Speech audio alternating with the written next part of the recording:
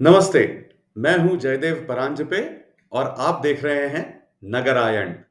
तर आता जास्त करून प्रमाणामध्ये डिजिटल क्लासरूम्स हा विषय येणं अपेक्षित आहे। वाचन, पठण, चिंतन आणि मनन या चार पद्धतीने आपलं शिक्षण होत असतं। याला माझे वडील म्हणायचे कॉम्प्रिहेंड, सोडवून घेऊन समजावून घेणे, ज्याला कोल्हापूरच्या भाषेत इसकटून सांग म्हणतात। लेखन, गायन आणि प्रसंगी वादन सुद्धा या गोष्टी तुम्ही कुठेही बसून करा। अंगण, ओसरी, पडवी, मधली खोली आणि त्या वेळेला देवघर सुद्धा, अशा कुठेही या गोष्टी होऊ शकतात। ही व्यक्त होण्याची जागा आहे, ही कॉम्पोजिशनची जागा आहे। या विचारातनं व्यक्त होणं आणि या सगळ्या गोष्टी विचाराशी ताडून पाहणं हे दिसा माझी काहीतरी ते लिहावे या समर्थांच्या उक्तीमध्ये अध्यारूत आहे।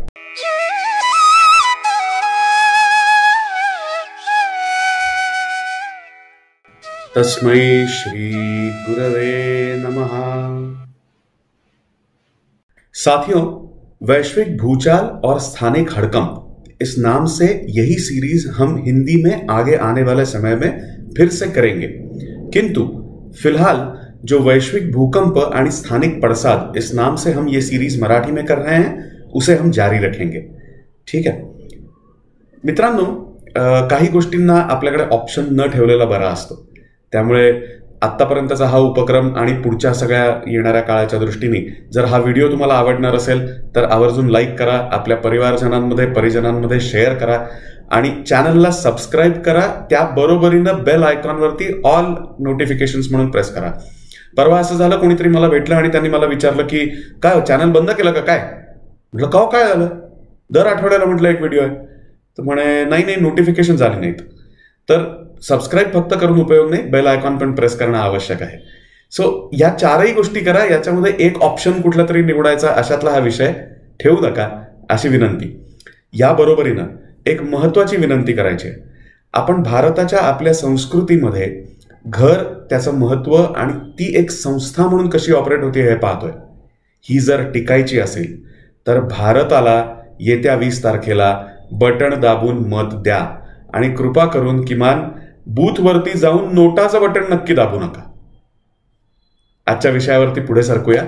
वैश्विक भूकंप आणि स्थानिक पडसाद या आपल्या सिरीजमध्ये आपण पारंपरिक घर पाहतो आहोत, ते प्रामुख्याने अशा हेतूने की आपल्याकडे सध्या आपण ज्यात राहतो आहोत ती BHK होम्स ही मुळात आपल्या पारंपरिक घरातली बरीच एलिमेंट्स कट करून बनवलेली आहेत आणि ती एलिमेंट्स परत आणायला लागणार आहेत येत्या काळामध्ये, ती येणार आहेत। काही प्रसंगामध्ये यथा डिमांड तथा सप्लाय हे जे मी म्हटलं होतं त्याप्रमाणे आपण काय मागणी करावी आणि कशा पद्धतीचे बदल होऊ घातलेत, होण्याची शक्यता दिसते हे जर पडताळून बघायचं असेल तर मुळात ही पारंपरिक घर होतं कसं हे आपल्याला बघावं लागेल आणि म्हणून ते आपण पाहतो आहोत। याच पारंपरिक घराला आपल्याकडच्या आपण म्हटलेलं आहे लक्ष्मीच्या केरसुणीचं झाडलोट क्षेत्र, बरोबर।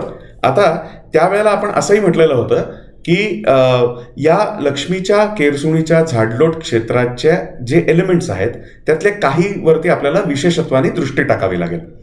तर त्यापैकी आपण कार्यशाळा आणि अडगळीची खोली असं एक पहिलं एलिमेंट धरलं होतं, तर ते आपण पाहिलं।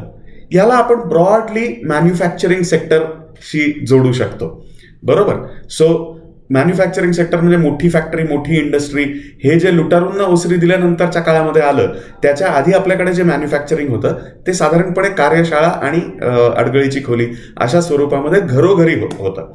सो ते एलिमेंट आपण मागच्या वेळेला पाहिलं। आज आपण पाहणार आहोत कलाकूप आणि अध्ययन कक्ष, जो साधारणपणे तुम्हाला वायव्य आणि उत्तर अशा दिशेला तुम्हाला या मॅपमध्ये दिसू शकेल।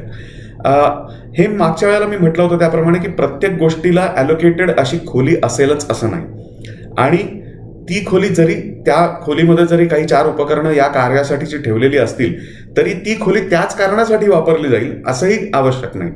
तरी सुद्धा BHK घराशी कंपॅरिझन करता यावी, तुलना करता यावी म्हणून मी हे ॲलोकेशन एक ब्रॉड या ठिकाणी दाखवायचा प्रयत्न केलाय। ती गोष्ट सर्वात जास्त कशाला लागू पडत असेल तर ती कलाकूप आणि अध्ययन कक्ष याला। आता अध्ययन कक्ष नुसतं अध्ययन होऊन उपयोग नाही आणि नुसतं कलेच्या माध्यमातून व्यक्त होऊन उपयोग नाही, मध्ये काही विचार आणि तांत्रिक ज्ञान या गोष्टी पण येतात।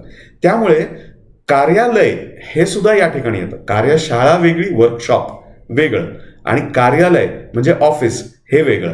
सो अध्ययन कक्ष आणि कलाकूप याच्यामध्ये या स्पेक्ट्रम मध्ये एका ठिकाणी कार्यालय पण येतं. बरोबर. सो ते अध्यारोप धरून आपण या ठिकाणी पुढचं विवेचन करणार आहोत. तर आपल्याकडे संस्कृतमध्ये साहित्य या शब्दाची व्याख्या दिलेली आहे सह एति इति, म्हणजे सम्यक कृती, म्हणजे संस्कृती जसजशी पुढे जाते त्याच्या बरोबरीनं जे आवश्यक तत्व सांगणारं किंवा कथा सांगणारं, कथेच्या माध्यमातून 4 शिकवणी देणारं, कथा कविता या माध्यमातून काव्य शास्त्र विनोद याचं अधिकाधिक विवेचन होत कालानुरूप प्रासंगिक गोष्टी आपल्यासमोर मांडण्याचा जो भाग असतो तो सह एति इति साहित्यम असं म्हटलेलं आहे. सो साहित्य निर्मिती ही निरंतरतेने व्हायला पाहिजे, आणि एकीकडे आपण या गोष्टीकडे साहित्य म्हणून पाहू शकतो, आणि तसंच दुसरीकडे मगाशी जसं कार्यशाळा मॅन्युफॅक्चरिंगची असोसिएट केली आपण, तसं हे सर्व्हिस सेक्टरशी आपण असोसिएट करू शकतो. तर या सर्व्हिसेसमध्ये पहिलं तर फूड अँड बेव्हरेजेस येतं, जे आपण स्वयंपाकघराच्या बरोबरीनं पाहणार आहोत. पण बाकीचे 3 अजून यामध्ये जर ब्रॉड आपण एक कॅटेगरीज बघितल्या तर एक येतात प्रोफेशनल सर्व्हिसेस, दुसऱ्या येतात आर्ट सर्व्हिसेस, आणि तिसऱ्या मुख्य म्हणजे एज्युकेशनल सर्व्हिसेस. तर या 3 ज्या आहेत त्या या सगळ्या भागामध्ये, या एलिमेंटमध्ये आपण थोड्याशा बघणार आहोत. तर आधी जाऊया आपण अध्ययन कक्षाकडे. मित्रांनो, वाचन, पठण, चिंतन आणि मनन या 4 पद्धतीने आपलं शिक्षण होत असतं. शिक्षण म्हणजे काय तर आपल्या आतली जी प्रवृत्ती आहे, आपल्या आतलंच जे ज्ञान आहे ते आपल्या समोर यावं, आणि आपल्या आयुष्यात आपल्या समाजासाठी, आपल्या परिवारासाठी, परिजनांसाठी त्याचं उपयोजन व्हावं. या दृष्टिकोनातून जे होतं त्याला आपण शिक्षण म्हणतो. सो तुम्ही पाहत असाल या चित्रामध्ये तुम्हाला एक खरा फोटो दिसेल डेस्कचा. हे डेस्क माझ्या आईनी तिच्या लहानपणी अध्ययनासाठी वापरलं होतं, तिच्या लहानपणच्या कोकणातल्या घरामध्ये. सो अशा पद्धतीच्या गोष्टी आपल्याकडे होत्या. तर ह्या सगळ्याचं उपयोजन हे मात्र आज तुम्ही बघायला गेलात तर स्टडी कम ऑफिस अशा पद्धतीनं होऊ शकतं. तर ऑफिसेस कशा पद्धतीची, तर ऍडव्हर्टायझिंग सारख्या गोष्टी किंवा कन्सल्टन्सी सारख्या गोष्टी, ज्याला आपण पूर्वीच्या काळी पौरोहित्य म्हणत होतो. पौरोहित्य अर्थात धार्मिक कर्मकांडांच्या दृष्टीने हा शब्द जास्त वापरला जातो. एखाद्या कन्सल्टंटनी स्वतःला पुरोहित म्हणणं चर्चेचा विषय आहे, कितपत योग्य आणि कितपत नाही. पण अशा गोष्टी होऊ शकतात. इतर प्रोफेशनल सर्व्हिसेस ज्या आपण मगाच्या इमेजमध्ये पाहिल्या की CA आहेत, CS आहेत, अकाउंटन्सी सारख्या गोष्टी आहेत, डिजिटल मार्केटिंग सारख्या गोष्टी आहेत आता नवीन काळामध्ये आलेल्या. तर या सगळ्या गोष्टींची ऑफिसेस ही त्या पद्धतीनं होऊ शकतात. स्टडी मात्र जे मी म्हटलं ते शिक्षण क्षेत्राशी संबंधित आहे. तर आता जास्त करून प्रमाणामध्ये डिजिटल क्लासरूम्स हा विषय येणं अपेक्षित आहे, जेणेकरून सर्व शिक्षा अभियान जे आपल्या देशामध्ये चालतं, राईट टू एज्युकेशन ऍक्टच्या अंतर्गत त्याला पूर्णपणे बळ दिलं जावं. प्रत्येकाला आपल्या भाषेतून शिकता यावं यासाठी डिजिटल टूल्सचा वापर व्हावा. या व्यतिरिक्त प्रसंगी काही व्हिडिओ वॉल्स किंवा त्या पद्धतीची इंटरॅक्शन्स याची सोय व्हावी, आणि आरक्षणाची गरजच पडू नये. शिक्षण प्रत्येकाला मिळावं आणि ते इतपत सुलभ मिळावं. आणि कसं असतं बघा, एक तुम्ही पुस्तक छापलं तर त्याची कॉस्ट येते. जेवढी माणसं ती पुस्तकं वाचणार असतील तेवढ्या प्रमाणात ती कॉस्ट डिवाइड होते. सो जर डिजिटल एज्युकेशन केलं तर ते एकदाच रेकॉर्ड केलेले व्हिडिओज किंवा लेक्चर्स जे असतील त्याचा डिवाइड होण्याचं व्हॉल्यूम प्रचंड प्रमाणात वाढतं, आणि त्यामुळे ते स्वस्त म्हणता आपल्याला प्रसंगी फुकटही करता येऊ शकतं, जे आपल्या सरकारचं ऑब्जेक्टिव्ह आहे. सो त्याप्रमाणे हे एज्युकेशन या दिशेने पुढे जाऊ शकतं. आता हा एक भाग कसा आहे माहिती का, याला माझे वडील म्हणायचे कॉम्प्रिहेंड पार्ट, कॉग्नेट कॉम्प्रिहेंड या पद्धतीचा, म्हणजे डायसेक्ट करून किंवा या पद्धतीनं सोडवून घेऊन समजावून घेणे, ज्याला कोल्हापूरच्या भाषेत इस्कटून सांग म्हणतात, तसं समजावून घेणे. So this is comprehension. आता आपण येऊया कॉम्पोजिशनकडे, म्हणजे कलाकूपमध्ये, म्हणजे आपल्या आर्ट स्टुडिओमध्ये ज्याला आपल्याला म्हणता येईल. मागच्या वेळेला आपण असं पाहिलं की याला खोली अलोकेटेड असतेच असं नाही. याला कारण आहे की लेखन, गायन आणि प्रसंगी वादन सुद्धा या गोष्टी तुम्ही कुठेही बसून करा. म्हणजे आपण जे एक ऑपरेटिंग मॉडेल पाहिलं होतं त्याच्यापैकी पार अंगण, ओसरी, पडवी, मधली खोली आणि त्या वेळेला देवघर सुद्धा, अशा कुठेही या गोष्टी होऊ शकतात. पण बाकीच्या कला अशा नाहीत ना.